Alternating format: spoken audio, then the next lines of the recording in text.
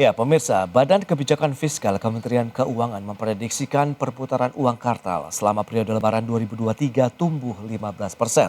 Meningkatnya perputaran uang ini juga diperkirakan akan mendorong laju perekonomian di daerah dan nasional.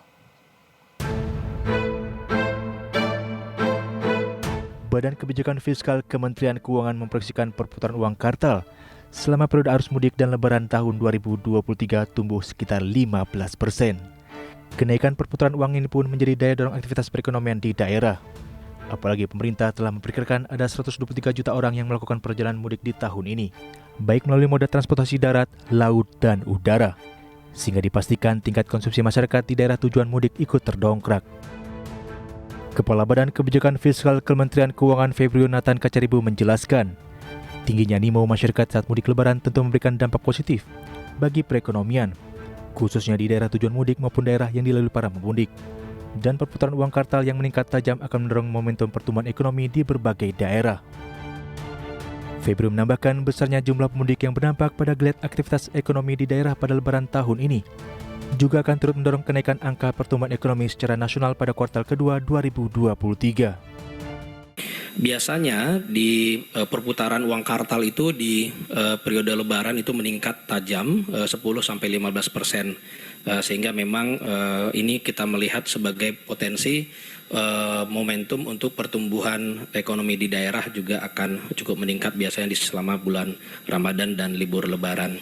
Nah, ini nanti akan terlihat cukup kuat di pertumbuhan ekonomi triwulan kedua, karena ini masuk sudah dalam triwulan kedua. Sementara itu, Bank Indonesia sebelumnya telah menyiapkan uang layak edar atau pecahan uang baru sebanyak 155 triliun rupiah untuk memenuhi kebutuhan uang selama periode Ramadan dan Idul Fitri 2023. Angka tersebut naik 8,27% dari jumlah uang yang disiapkan Bank Indonesia pada lebaran tahun ini. Dari Jakarta, Raharjo Patmo, IDX Channel.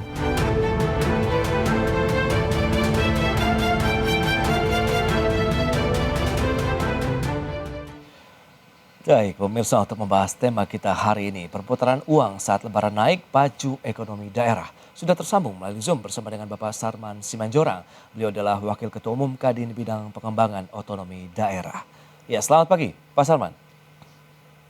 Selamat pagi Mas Pras, Ya. Salam sehat dan semangat selalu. Yes, salam sehat juga Pak Sarman. Review dulu, bagaimana Pak review terkait dengan pelaksanaan mudik dan balik lebaran tahun ini dari kacamata Kadin, silakan.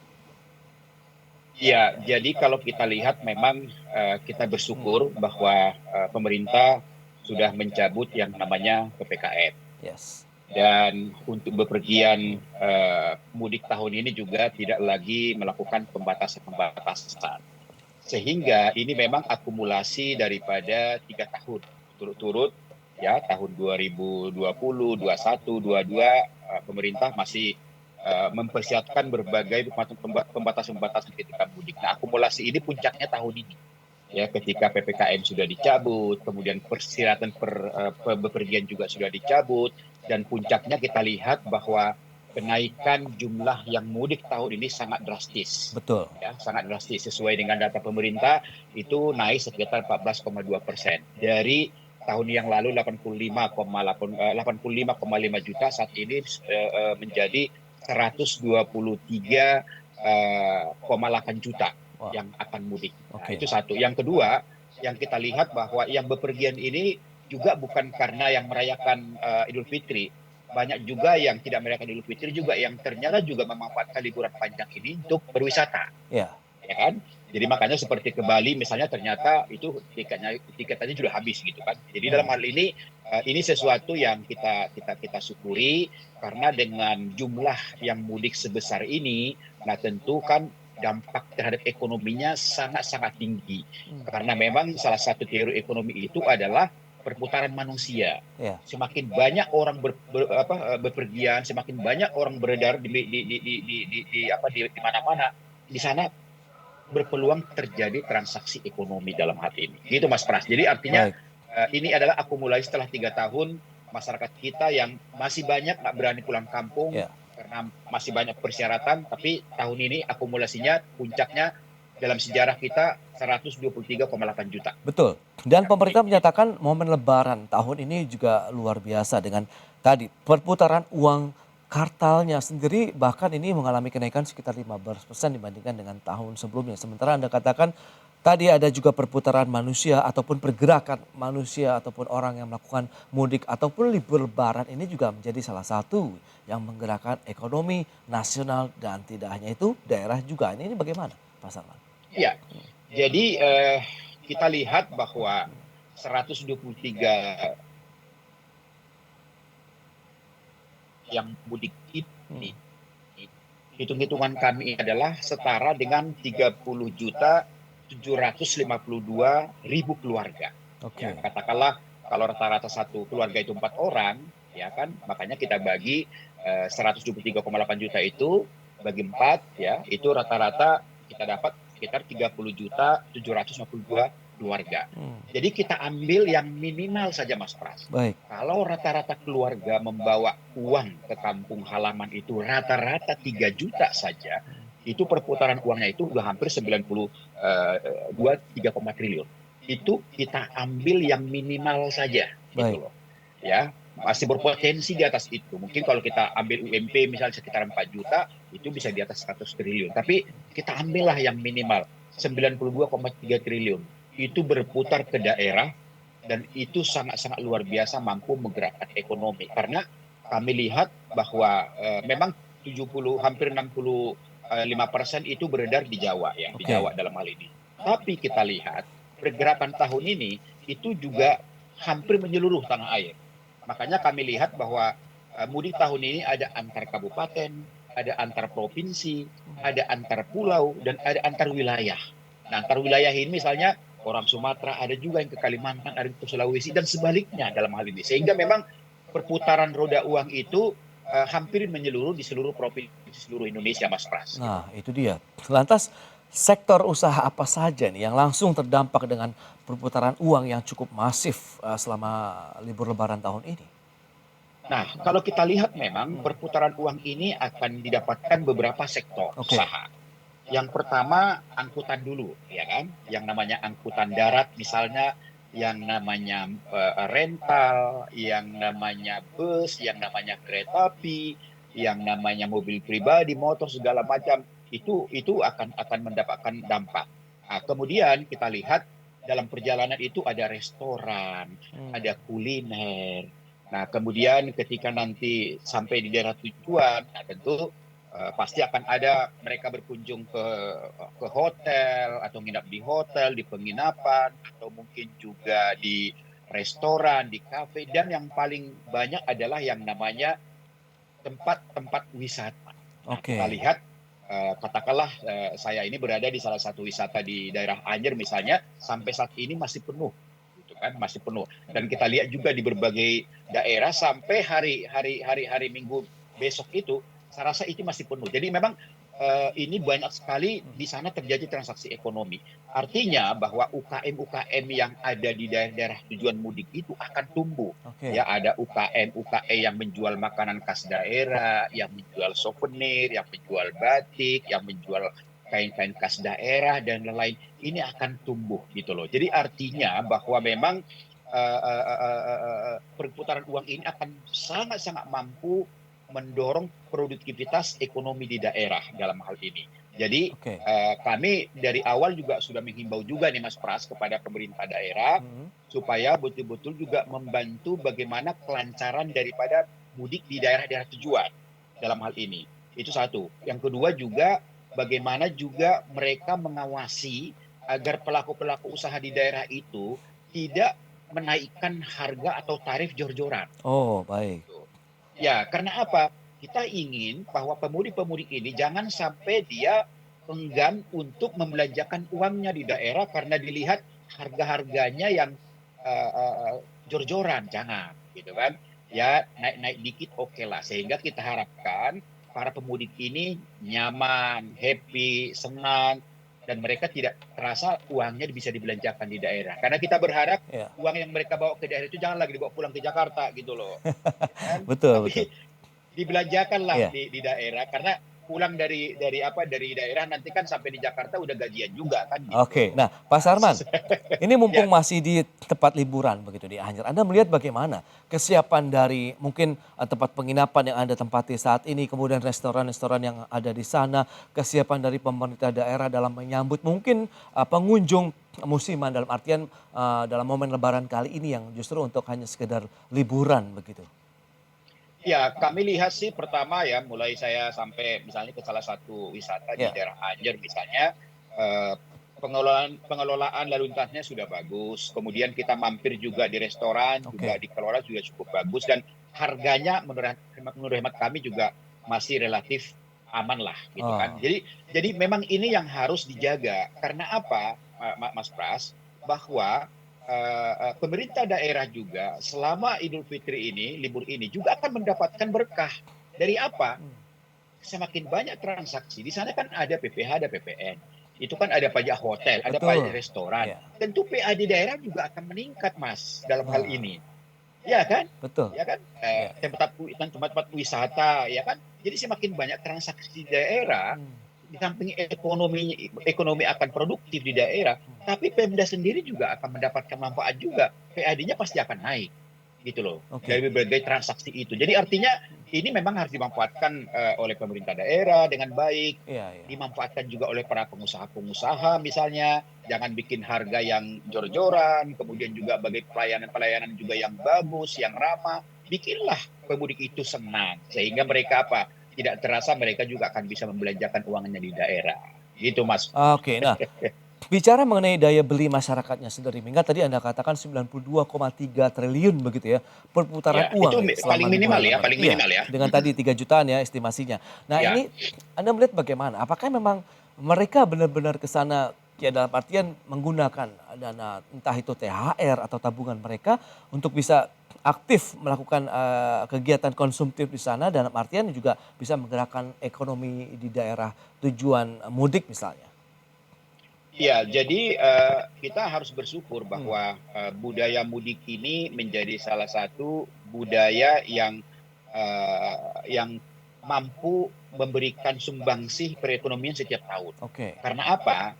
Karena memang budaya mudik ini adalah merupakan salah satu perputaran uang terbesar di Indonesia. Hmm. Diperkirakan hampir 25% berputar uang selama liburan Idul Fitri ini setiap tahun.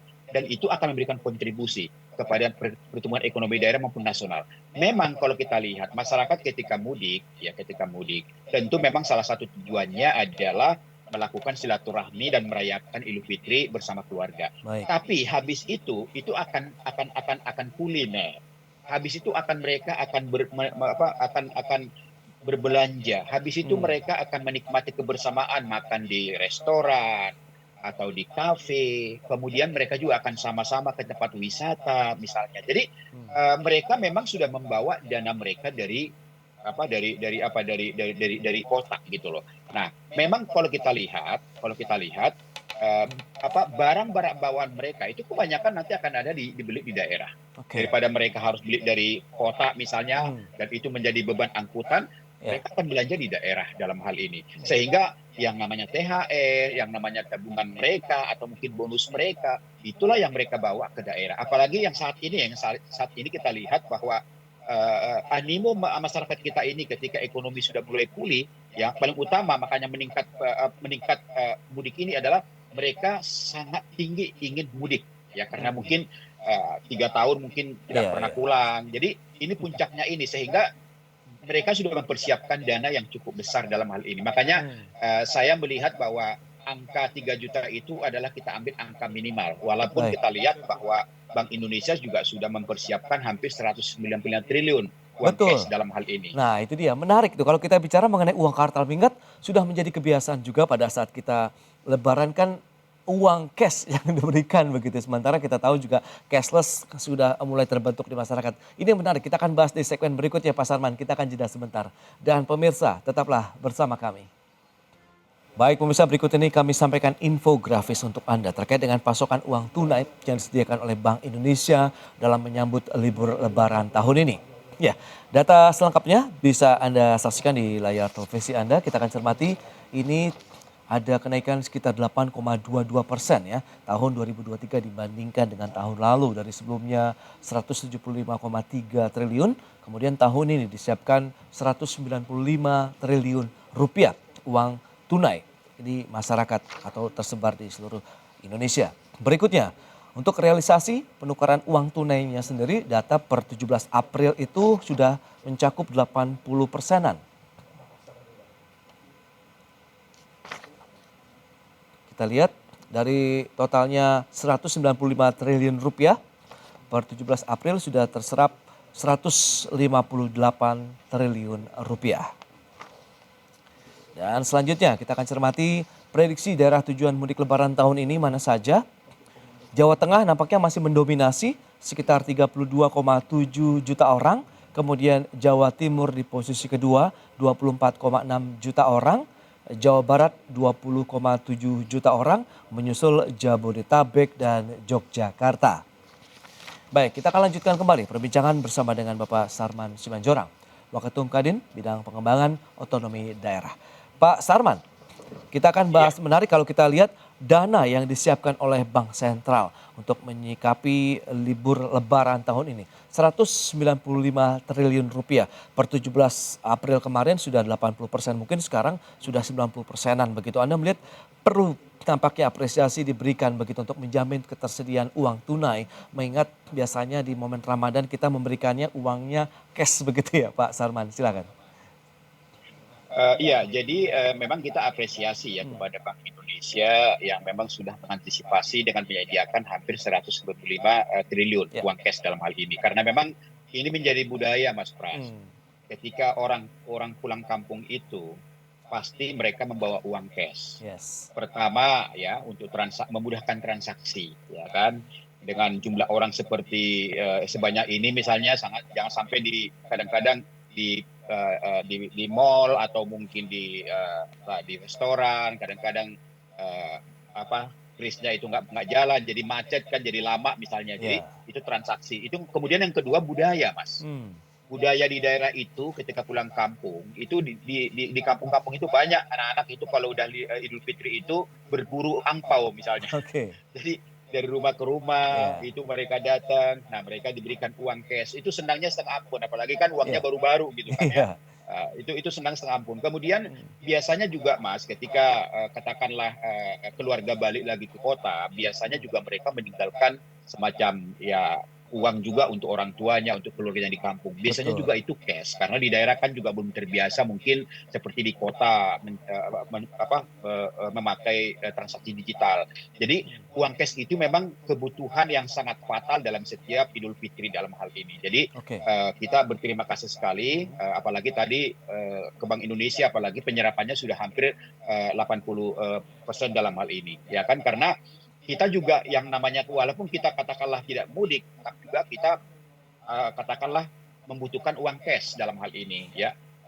Bahkan banyak juga perusahaan yang kadang-kadang memberikan THR-nya juga uang cash dalam hal ini. Jadi memang ini sesuatu yang sangat-sangat tinggi ya perputaran uangnya secara cash di momen Idul Fitri ini gitu.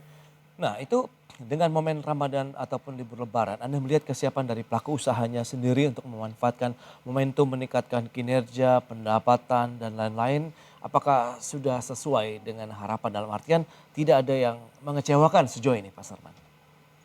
Ya, memang kita juga jauh-jauh hari juga sudah informasikan ke daerah, kemudian juga kepada pelaku-pelaku usaha, bagaimana bisa menangkap peluang dan momentum ini, gitu kan? Ya, dengan cara bagaimana?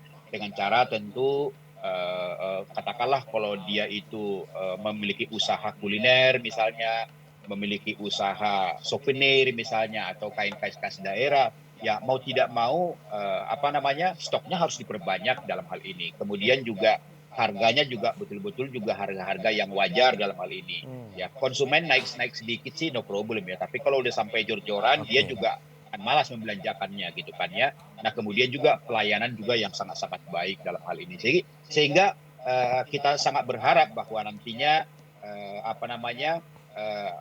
keuntungan, kemudian juga omsetnya, kita harapkan UKM-UKM di daerah itu juga memiliki tingkat yang sangat-sangat besar lah. Artinya mereka mampu memanfaatkan peluang ini dengan baik sehingga mereka juga mendapatkan suatu profit yang juga maksimal selama Betul.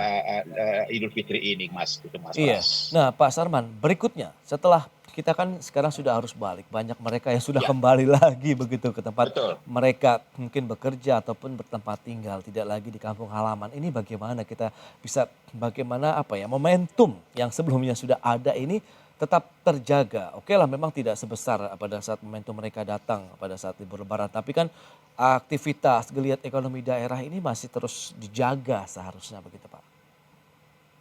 Ya, jadi memang kita harapkan bahwa apa namanya, momentum ini bisa betul-betul dijaga oleh pelaku usaha di daerah, Oke. ya.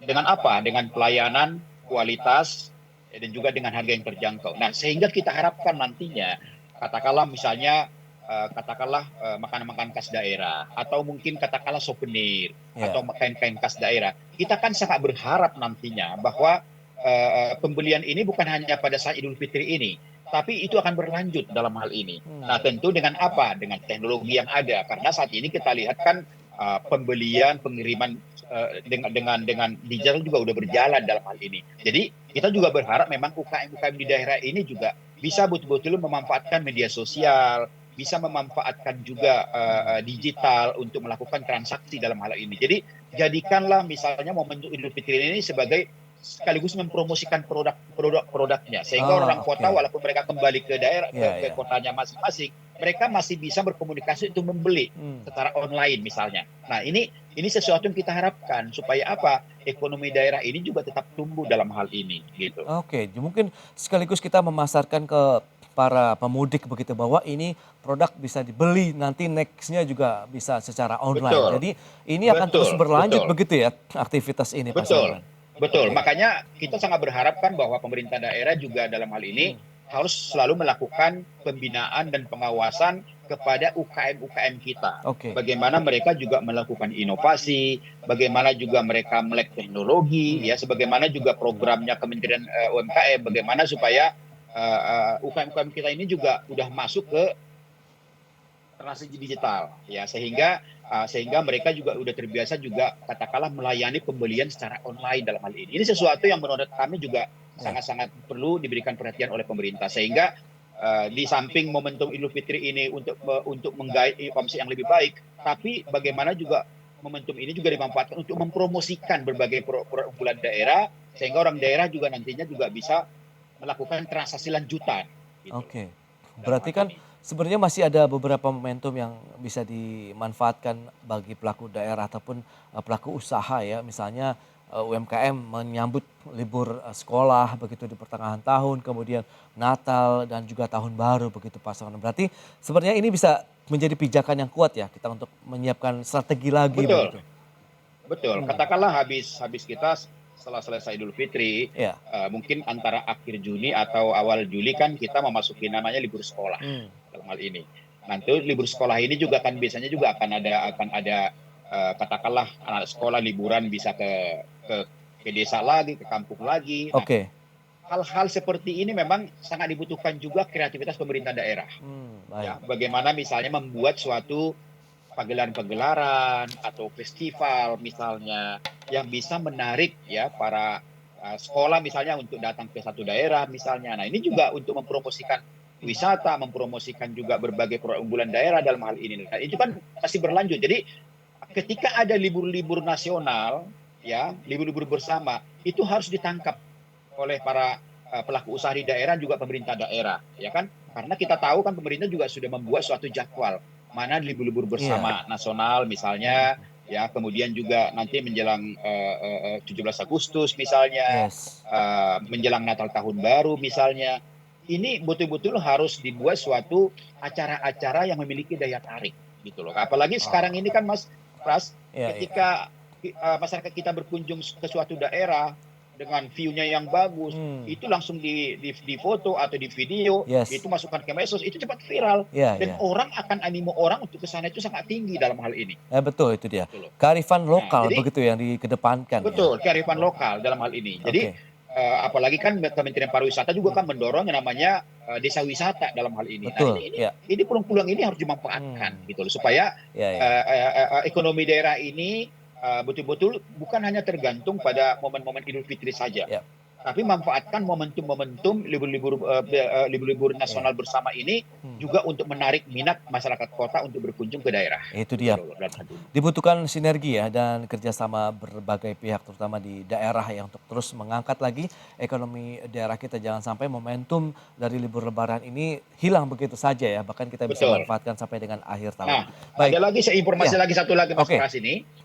Jadi di samping tadi ada uang yang beredar, ternyata juga ada 10 provinsi Mas Pras juga yang mendapatkan dana remitansi. Oh, oke. Pengiriman uang dari TKI luar negeri. Betul. Menjelang Idul Fitri. Itu ada 10 provinsi ya, seperti misalnya tetap seperti Jawa Tengah, Jawa Barat, Jawa Timur, Lampung, Bali, Sumut, Banten, Jogja. Nah, itu kita lihat bahwa sampai data tahun 2021 TKI kita di luar negeri ada 3,2 juta. Gitu. Nah, kalau mereka mengirimkan rata-rata 5 juta saja per TKI, itu akan masuk lagi sekitar 16 triliun perputaran uangnya. Itu dia. Jadi artinya ya betul. Jadi dana remitansi ini juga sangat efektif juga menggerakkan ekonomi di daerah karena itu dikirim adalah untuk belanja daripada keluarganya menjelang Idul Fitri. Gitu. Iya, itu dia. Berarti memang menjadi berkah juga ya bagi banyak orang begitu, terutama dalam memanfaatkan momentum ya libur Lebaran tahun ini. Baik, Pak Sarman, terima kasih atas sharing yang Anda sampaikan kepada pemirsa hari ini. Selamat melanjutkan aktivitas Anda dan sampai berjumpa kembali, Pak Sarman. Terima kasih Mas Pras. Harapan kita mudik lancar, ekonomi moncor gitu. Baik, Pak Sarman. Baik pemirsa, 1 jam sudah saya menemani Anda dalam Market Review. Saya Prasetyo Wibowo beserta kerabat kerja yang bertugas undur diri. Terima kasih dan sampai jumpa.